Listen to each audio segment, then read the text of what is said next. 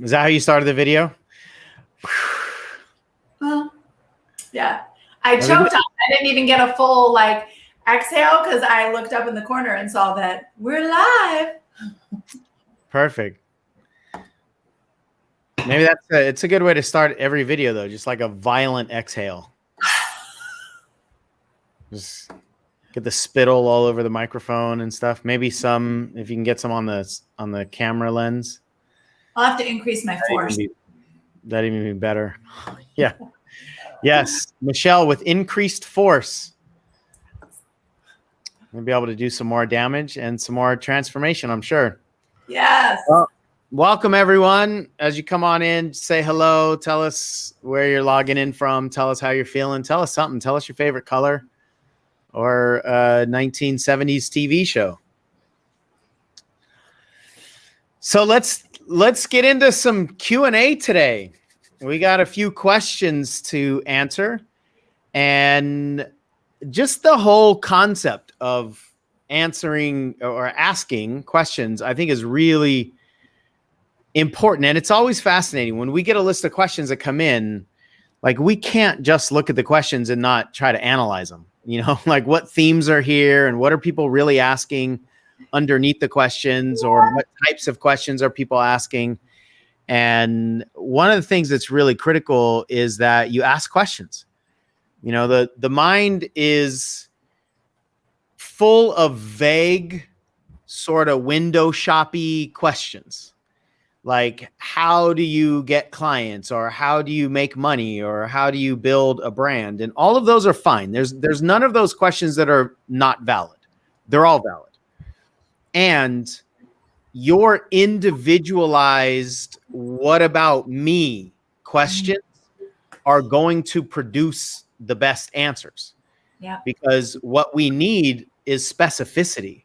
You know, we don't need the one size fits all approach to get over your fears. If you have a fear of speaking, then ask the question, how do I get over my fear of speaking? Or how do I get over my fear of sales or visibility? And the more specificity you have, the easier it will be for us as coaches to help you with answers. But the more engaged your mind will be with more specificity.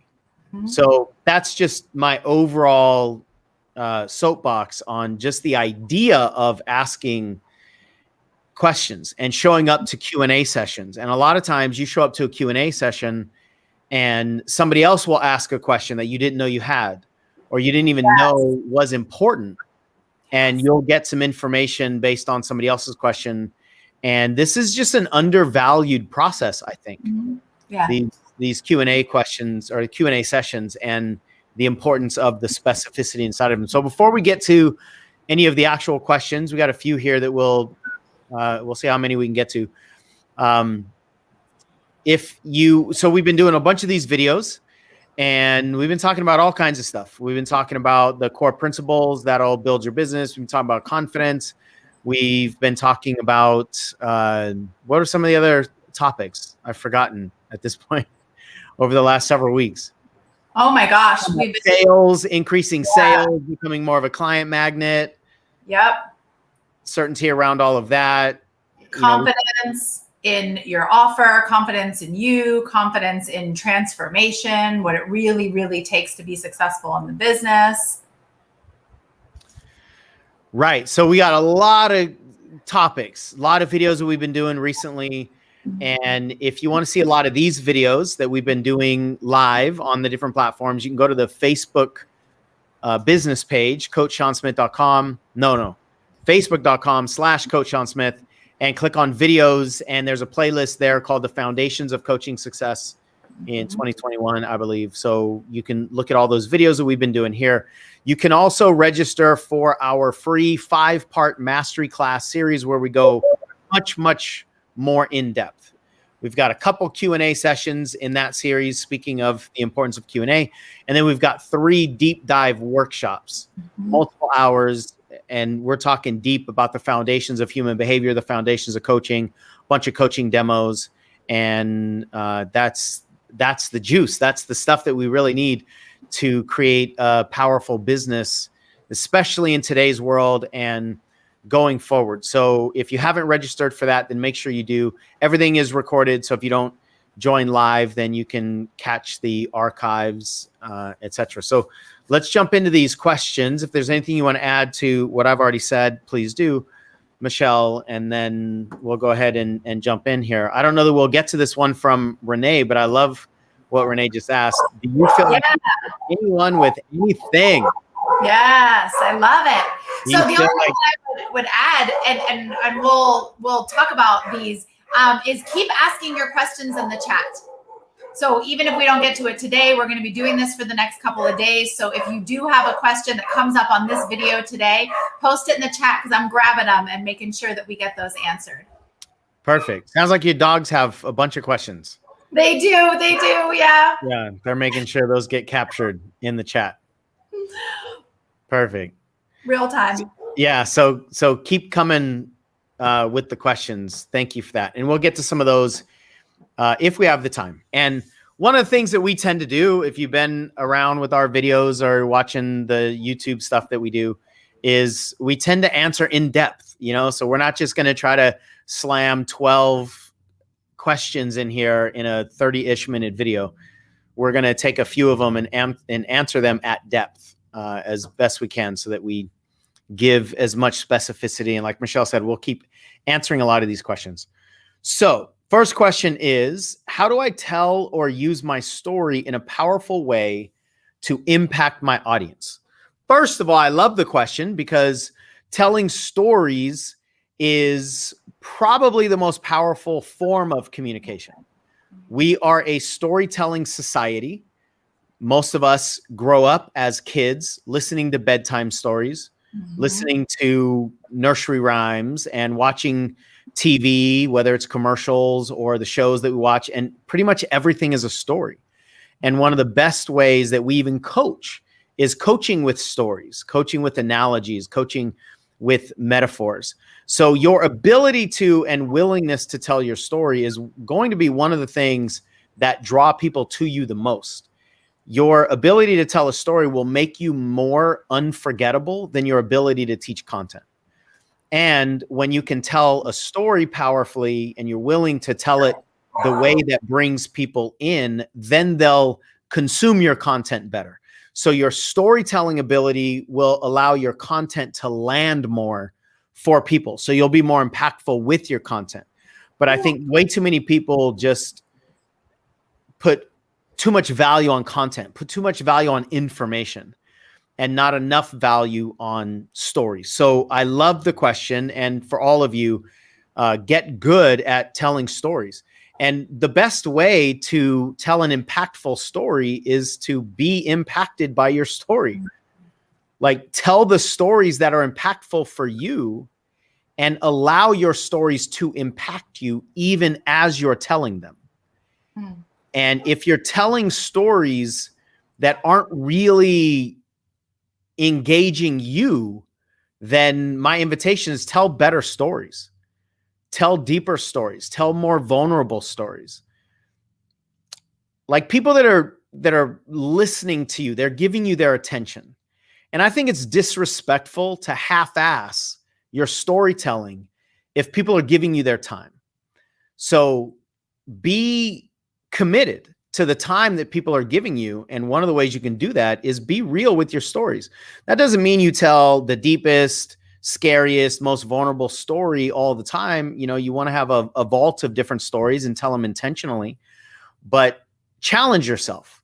Don't just tell the easy stuff. Don't just tell the convenient stuff. Don't just tell the stories that you can tell with your eyes closed. Tell the stories that will make an impact, and do it with authenticity, and do it with humility, and do it with humanity, and do it with transparency. That's the best way to create a connection with people. And there are skills to storytelling. We have a whole program called Transformational Story Selling and Speaker Training. It's about selling with your stories as well as selling your stories. Every time we open our mouths, we're selling something. We're selling an idea. We're selling a concept. Sometimes we're selling a package, and we're actually selling something that people might trade their money for. But we're always selling something. and that ability to sell with story is critical. So if any of you want information on that program, then you can ask, or I don't know if you've got something ready to share with that, Michelle. But there are skills with storytelling and story selling. And when you learn the skills, then you have to become a master-driven scientist. What I mean by that is you want to be a scientist in the sense of trying this and playing with this. And then you're driven, though, by mastery. You're driven by testing and then seeing what happens, right? One of the big misconceptions I think that a lot of people have is that good storytellers just do it naturally, or they do it. You respond to that one, so you can speak to that in a moment. Or they just do it almost carelessly, but they're so good, especially if they're natural, that they don't have to practice, right? One of the things that I do when I take a stage and it's like, what I would call some form of performance speaking. It's not just me in a workshop that's more like teaching, or even during those times, if I'm going to tell a story, before I prepare for that, I mean, I'm constantly testing and tweaking, and I'm using all the different variations of body language that I know and tonality with my voice. And quite often I'll be in the back. I remember one time I was getting ready to take a stage, I don't know, several hundred people in the audience, and I was in the back of the hotel, and I was in the middle of the back dining room area. I don't know the best way to put it, where like all the wait staff are, and they're preparing the food, and not really the kitchen necessarily, but I was back there with a bunch of the dishes and, all that kind of stuff. And I was just trying different things. Like, what if I say this word and step in with it? And then I tested like, I don't really know that I feel like that. What if I say this with my palms up versus my palms down? And I was just testing a bunch of things. And a lot of the staff of the hotel, they were looking at me like, what is this dude on and what is he doing? What I was doing is I was intentionally practicing, and I was checking in with my body. And does this feel right? And if I use my body to highlight this word or to highlight this phrase, does that feel better? So there's got to be intentional practice, not just practice. Practice only makes permanent. Practice does not necessarily make progress. Practice doesn't make better, and practice certainly doesn't make perfect. Even though we have that cute little meme that says practice makes perfect. No, it doesn't. It just makes permanent. But if you're not practicing things that will make you better, then you're not ever going to progress while you're practicing. You're just going to make permanent the laziness, or permanent the lack of impact. So once you learn the skills of storytelling, then you've got to practice with intention. I mean, you obviously remember this, Michelle. Michelle was with me, what was it, like 2 or 3 days before the TEDx event? Yeah. And that TEDx event that I did a year and a half ago, we spent probably 3 straight days, wasn't it? Yes. Rehearsing. It was a 10-minute event. It was a 10-minute talk. And it was just rehearse. What if we do this? What if we do this? What if I do this? What if I do this? And then I took the stage the day before to practice, and I sucked. I didn't like it. It didn't flow well. I forgot a lot of my lines. And so then we made a bunch of adjustments, and Michelle was essentially just watching me and just, giving feedback, or that looks better, that feels better. And it like a lot went into that. Yes. And I'm really proud of the product. And if you haven't seen my TEDx talk, maybe we'll put a link here, or, we'll get it to you somehow. You just search YouTube, Sean Smith TEDx, and you'll probably find it. But I'm really proud of that. But what a lot of people don't see is literally the dozens and dozens and dozens of hours of just rehearsal, just practice, but intentional practice. Here, what about this? What about that? What about this? So there's a misconception that I think causes a lot of people to be lazy, honestly, and careless. And when people are giving you their attention, don't disrespect their time by being careless. I think it gives people the permission to be lazy, like the self permission, like it's like a excuse that lets them off of the hook. Off the hook. Yeah, absolutely. Because it's just, and the reality is I did it. I think there's a form of like protection that's a part of this, where it's just easy to look at people who are good at something now and just believe that it's so far from where you are and that there's nothing that you could possibly do and no way that you could ever get there. That's a really convenient and BS line to give yourself the off, right? Like the get out of work free card to not do the thing that it actually really does take. And anything that, I'm going to say this, and I don't actually know this is 100% true, but it feels right. Anything that you see that you believe there is an art to, there is a science behind it. And the only person who is masterful at the art has studied and dissected the science. And that's, whether it is with speaking or coaching, training, that's who, like, we are as a company. That's what we do and what we stand for, and it's what we can teach you. So if you're telling yourself there's no way I can do that, there is a way. It's just a matter of if you're willing to step onto the path where we teach the science. That's a really powerful statement. If there's an art form, there's a science underneath it. And masters, anybody that masters anything, especially creative, playing instruments or singers or speakers or performers of any kind, they know the science as well as the art, and they play off of each other. Yeah. So that's a powerful statement.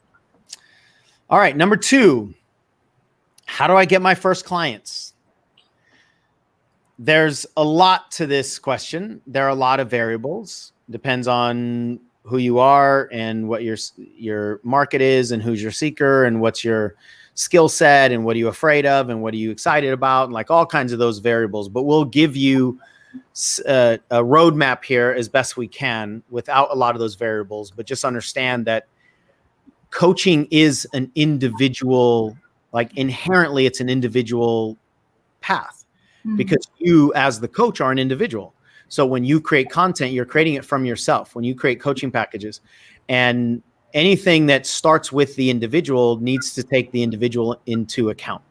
So there are a bunch of those variables. And from a little bit higher level perspective, get really good. Now, that doesn't necessarily mean that you have to get better than other coaches. It doesn't mean that there's a line called good or great or masterful or anything like that. And you got to get to that point before you can start helping people, because if you've got this floating finish line, as Michelle calls it, if you got the carrot on the end of the stick that's outside of your grasp, then you'll just constantly be in, I got to get better, I got to do more, I'm not good enough yet mode. But there has to be a level of certainty and a level of confidence for you to show up energetically where people trust you. And people know that you understand their path. So get good, study the skills. That's one of the things that we believe in so much, is that if you're not having the results that you want in your business, you're probably not good enough as a coach from your perspective to have the conviction to get over the obstacles. That hit you a little bit? Yeah, because I think a lot of people think that it's not good enough from their perspective. And that's just not true. Yeah, it's our own perspective, and that's what creates our experience of confidence and certainty. And so if we think we're not good enough, then of course we're going to hide. I mean, we're not going to put ourselves out there. So you've got to focus on the skills and the confidence in being able to do your work. And then you've got to have some clarity. Yeah. We talk all the time about clarity in your seeker. Who's the person that's seeking the lessons that you've learned in your life, not seeking you. People are not seeking your name until you have this brand and people know you by name because you've done a lot of stuff. Nobody's searching for your name.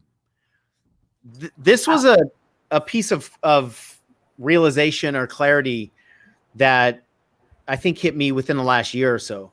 People are searching for your lessons, not you. And the reason that's important is because I don't really know of anybody who is afraid of teaching their lessons to people. Right. But I know a lot of people who are afraid of being an influencer or afraid of visibility or afraid of getting on camera.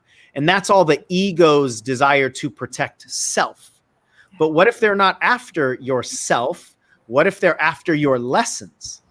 Then the ego doesn't get afraid of protecting your lessons because that's not where our identities are wrapped up. That's just not how most of our fears work.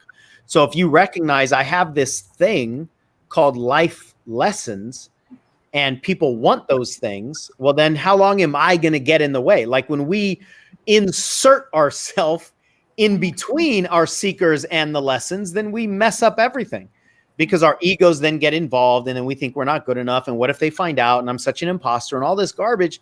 That reality, like you got some people that are searching for the stuff you know. The question is, how much longer are you going to get in their way from learning the things that you know that will help them? And so when we talk about clarity, the point of clarity is just to get in motion. The point of clarity is not to get it all right. The point of clarity is to identify a target. And the reason you want a target is to go toward it. It's actually not to hit it. The point of a target is not to hit it. The point of a target is to get in motion. And once you're in motion, then good stuff happens. Once you're in motion, your message starts to evolve. You start to mix it up in conversations with people.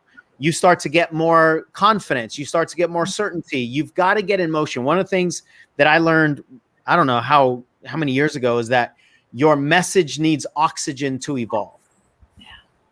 Your message cannot evolve inside your head where there is no oxygen. There's just a bunch of doubts and insecurities and all the stuff that we have inside our head. So we got to get in motion. We got to get it out. We got to create this cycle of progress. And then people can find you. But if you're not in motion, people are not going to find you. And when you're in motion, specifically from a practical standpoint, to get clients, you need conversations. That's how you get clients.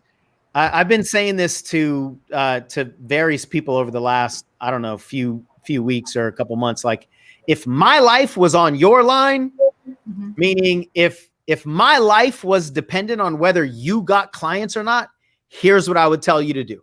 Get on the phone with as many people as possible. If my life was on the line, I need you in conversations. I don't need you to create coaching packages. I don't need you to create sales pages. I don't need you to try to sell $27 products. Like, if my life is on your line, I need you on the phone. Right. And that's only based on 15 years of experience and what's actually easier to sell, simpler to sell, and quicker to sell. So if your highest priority is to get coaching clients, then get on the phone. Get on the phone however you can. Get in consultations, get in conversations, make offers, coach your ass off. Give people experiential transformations as best you can, and then offer to help more with a paid package. And my philosophy is different than a lot of people's philosophies. I think the earlier you are in any journey, be more flexible with your pricing, be more flexible with your packages. Just get people, just coach people. And if they're paying you a low dollar amount, that's fine. It doesn't matter. Just get coaching, get certainty, get paid clients, even if they're low dollar amounts. I think there's way too many coaches that are holding out for the big dollar amounts, for the high tickets, for the my time is more valuable than this. And I get it. And I don't have any problem with that working for the people that it works for. And you know what my experience is? It doesn't work for most people. No. Because most people's biggest limiting belief is I'm not valuable. So if I'm going to fight for the thing that I think is not valuable, which is me and my time, then I've got the internal conflict. And if I'm trying to feel better about myself by the higher dollar amount that I get you to pay, now I'm trying to salve my wounds with your wallet. And that's not a very good situation to be in. So just get paid. And my experience is when you get low paying clients, this is, I don't know, do we talk about this in a YouTube video recently? If you want high ticket clients, then have medium ticket clients.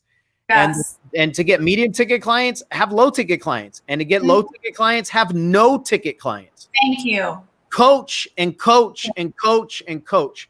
The more you coach, the more certain you'll be. The more certain you'll be, the more energetic confidence you'll give off, the more attractive you'll be. It'll just create a cycle. And then you offer your coaching packages for a dollar amount. And then as soon as you start getting people a lot of good results, you will probably go, I can't coach for this low a dollar amount anymore. Yep. I got to raise my price. But you're raising your price because you've earned the price raise. Correct. Rather than holding out for a certain dollar amount that you just made up. I mean, like, how do we decide what our time is worth? How do we decide that we're $200 an hour, or $500 an hour, $50 an hour? I don't know. That's just arbitrarily made up. So my experience is the earlier you are in your journey, be more flexible with your pricing, become a paid coach, get people paid results, and that will create a cycle that will naturally increase your pricing because it will increase your certainty and it'll increase your conviction. 100% my experience. 100% my experience. Yeah. Anything more you want to add to that? Only like an hour worth of content. Solve my wounds with your wallet. Shut up. Yeah, that was so good. Did you guys catch that? Get a coach to fix your shit. Stop asking people to pay you thinking that that's going to make a difference. I'm sorry, it's late here. So, and the other thing that I would add to this, and actually I take that back because that's so not true. I'm not sorry. Do people even know that you're a coach? There have been a lot of people who I've talked to who are wondering how to get clients and nobody knows that they're a coach. So that would be an early just check-in. Do people know that you're a coach? Do they know what you do? Do you know what you do? Right? Get certain in that.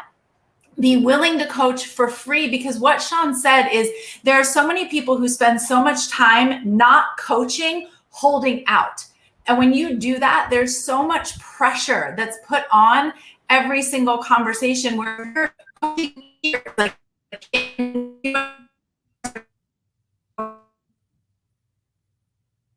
you're frozen now. So she was on fire. I see some of the comments. She was going in there. It's the pressure that she was speaking to. I would rather the pressure be created by you knowing that you're doing a really, really good job and you got to start charging for it more. I would rather that be the pressure coming from experience rather than the pressure that you're putting on yourself and you're putting on other people because you got to get to $200 an hour, or you got to get to some dollar amount that's really coming from ego more than experience. Yes. All right. You want to jump into the third question here? We got it. Oh. Yeah, let's go one more. Okay, perfect. Can I say one more thing? Because I got cut off. Can I say one more thing? Go ahead. Just one. Okay. So clients are the result. Like, clients are the result. They're not the thing to chase. If you go after, and we've talked about this on previous videos, register for the mastery class. We talked about this in depth. When you commit to mastery, clients are the result. They're not the process. Okay. I'll be done for now. Sure you will. There's a huge conversation about that, about what is the target of the coaching industry. The coaching industry, I think, has convinced us that in order to win, you have to get clients. Right. And because of that, it creates a lot of temptation to focus on sales and focus on tactics to get clients rather than creating breakthroughs. Yeah. If you create breakthroughs, you'll get clients. If you get really good as a coach, you'll get clients. Mm-hmm. And you're actually, in our experience, most people are better salespeople the less sales they do. You'll increase your sales by increasing your coaching. Yes. When you give people an experience and then you offer them more, if they enjoyed the experience, they're going to want more. Yeah. That doesn't mean every single person is going to pay you, but if you give them an enjoyable experience, it doesn't mean like they liked it and they had a lot of fun, but they see the progress. It's a valuable experience, not necessarily enjoyable. But if you give people a valuable experience, you offer them more and they know that you can help them get closer to one of the goals they have in their life. That's how to sell coaching packages. So you don't sell by being better at sales. You sell better by being better at coaching. Yes. In our experience, for most people. Yes. All right. The last one is, how do I build and maintain a platform that works for me? This is a little bit quicker conversation, I think. Well, we'll see. It starts with, who are you? Who's your seeker? And where are they? So there are three things that came to mind when I wrote notes for this question. Number one, and I'm assuming this means platform like social media platform, YouTube or Pinterest or Instagram or what have you. Number one, what do your seekers use? Your seekers are the experts. We want to defer to the answers that your seekers have all the time, because they're the ones that are seeking, and they're the ones that are choosing, and they're the ones that are discerning and deciding. They're the ones. They're the ones with the problem. What's that? They're the ones with the problem. They're the ones with the problem that they're looking to solve. They're the ones with the challenge, right?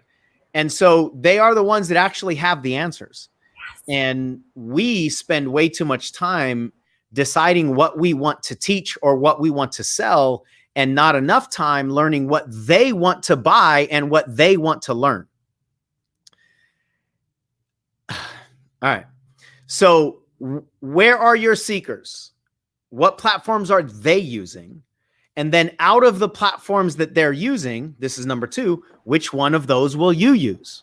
Right. It doesn't matter if your seekers are on Facebook, but you won't use Facebook. Then you're not going to ever find them on Facebook. With the one that you will use is the best one to commit to, but you got to make sure they are there. So you don't just defer to whatever it is that makes you feel comfortable, because if your seekers are not there, then it doesn't matter how good you get at a ghost town of a platform. Ghost town being your seekers are not there. So start with where your seekers are, and then out of those platforms, which one will you commit to? The earlier in your journey you are, the less platforms you should commit to, in our experience. Yes. Committing to one thing is better than committing to two things, and it's better than committing to three things. Yes. So we believe that simplicity is better than complication, and you can go deeper with your expertise and understanding and learning of one platform than you can of two platforms. So the earlier you are in your journey, then just pick one thing and go after that. And then the third thing I would say is be consistent. If you're going to do YouTube, then do YouTube consistently. If you're going to do LinkedIn, because that's where you think your seekers are, do LinkedIn consistently. Facebook, Instagram, whatever it is that you choose based on those top two, do it consistently. People need to see consistency in order for them to trust us. Yes. And people need to trust us in today's world, especially in order for them to engage with us, and definitely in order for them to hire us or purchase our packages or products or what have you. And energetically, what's most important for most people, because most people identify as teachers than they do as salespeople. When we ask this question, don't we usually get like 90% or so? Like, do you identify more as a teacher or a salesperson? Either one is fine, but it's important that you just are aligned. And most of the time people say, I'm much more of a teacher than a salesperson. Awesome. So then when you pick your platform, treat it as a teaching platform then. Treat it as a channel. Treat it as a show. Treat it as something where you are teaching with ownership, with pride, with consistency, with commitment, and just teach your face off. Teach and teach and teach and teach. Don't treat these platforms as sales platforms if being a salesperson doesn't feel inviting to you. Now, that doesn't mean you don't make offers, but you make offers as teachers. You make offers as coaches. You make offers as real people. You just don't make the offers the same way with the same energy as door-to-door vacuum salespeople, or the used car salesperson, or the timeshare salesperson, right? Don't do it with the same energy that repels you. You have to make offers if you're going to build a business. There's no way to avoid that. but do it with the energy that's most aligned to you. Because when it's most aligned to you, you'll be more passionate, you'll be more committed, you'll feel more aligned, you'll feel more comfortable in the process of doing that. And all of that will transfer to your seekers. It'll transfer to the people that are looking at potentially hiring you or buying your products. So the more engaging you are in the process, the more engaged they will be. Mm-hmm. And all of that'll lead to you actually being consistent. So I mean, that's critical. What I love to think about for myself is that I have to be whatever it is that I'm trying to do. You know, when we talk about like, I got to figure out the thing that's going to work for me. We have to be willing for it to not work. We have to be willing to suck before we get good. We have to be willing to be terrible before we're great at something. So we need to pick one, to what Sean said, and then get in motion and be willing to like create before we get clients from what we created. Like be willing to do the thing simply for the purposes of doing the thing, building the muscles, building the consistency, so that we can then start to test and look at all of the data that would allow us to assess whether or not it's actually working for us. Bingo. So if you've been on our videos before or just watching, if you made it this far to this video, you can tell that what we get geeked out about is teaching the foundations, teaching what actually works in a long-term sustainable way, and not teaching shortcuts. There's nothing wrong with success at speed. Mm-hmm. But if you want to build something fast, build it foundationally fast. Yep. Don't build it shortcut fast, because shortcut fast can't last. Shortcut fast, just built on trends, built on tactics, built on trying to get there as fast as possible without the foundation, is dangerous. It will come crashing down at some point in time. So there's nothing wrong with wanting to go fast. I just want to be really clear. When we teach foundation, a lot of people think it sounds like it's going to take a long time and I'm going to go slower. You can do the thing faster, but do foundation faster. Mm-hmm. Don't do trend faster. Don't do shortcuts. And what so many people are doing is searching for the shortcuts or trying to overcompensate for the lack of foundation or the lack of certainty or the lack of confidence. And then 5 years later, they've actually made like a month of progress rather than focus on foundation and work it and commit to it and understand and get the support that you need and focus on mastery and not success and all the things that we teach, and just do that faster. Your commitment to the foundation will determine your speed. Yeah. How much do the foundational work will determine the speed of your results. Yes. The quickness of the shortcut is not going to determine the speed of your results. It's just how often do you do the foundational actions. That will determine the speed of your results, and it'll determine the speed of your learning. It'll determine the speed of your progress. And so we have nothing against speed. Trust me. And I mean, you know, it took me a while for my ignorance on fire to hit, but once it hit, I mean, we blew up. In our first 18 months, the last 10 of those first 18 months, you know, we generated almost $300,000, but it was because of the foundation that was built. And then once it clicked, then it exploded. And way too many people are trying to get it to explode before it clicks and before we've got foundation set. So this is really about what we've learned over all these years, 15 plus years for me. It's really 17. I don't know why I've been stuck on 15 for a couple of years. It's 17 years that I've been in this industry, good 16 years in business, over 10 years helping coaches build their coaching skills, build their coaching business. I know Michelle's been at this for a good solid 6 years in the trenches, just really, really diving in. So this is coming from looking at what works for most people. And this is not a right or wrong philosophical debate. It's what causes most people to succeed and what causes most people to fail. And the reason is misalignment. It's not right or wrong. It's misalignment. Yep. If you're a shark, go to shark school. If you're a dolphin, go to dolphin school. If you're a shark and you go to dolphin school, it won't work for you. If you're a dolphin, you go to shark school, it won't work for you. It's the misalignment that causes the problems. And unfortunately, I think for whatever reason, the way our brains work, we tend to think, the grass is greener on the other side. If I was just different than who I am, then I could be successful. So let me try to copy somebody else, or let me try to do the things that other people are saying are overnight successes. Let me try to make those 5 figures in 5 hours. And let me just do that over there and I'll be successful. And it's misaligned for most of us. So what we want you to know is that if you have results that you're not creating right now, whether you're brand new in business, you've been in business for years and years and years, you want to go to the next level. If you have results that you're not creating right now, it's possible. Everything is learnable. Everything is possible.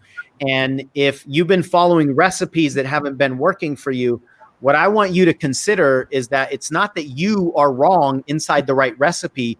It's that the recipe is wrong inside the right you, or around the right you.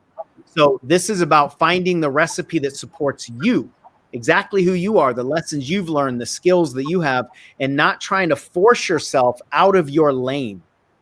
If you are a human and you've learned lessons, you have value. If you have value, people will pay for that value. Don't try to change who you are and change your lessons just to fit in the people that you can see right now.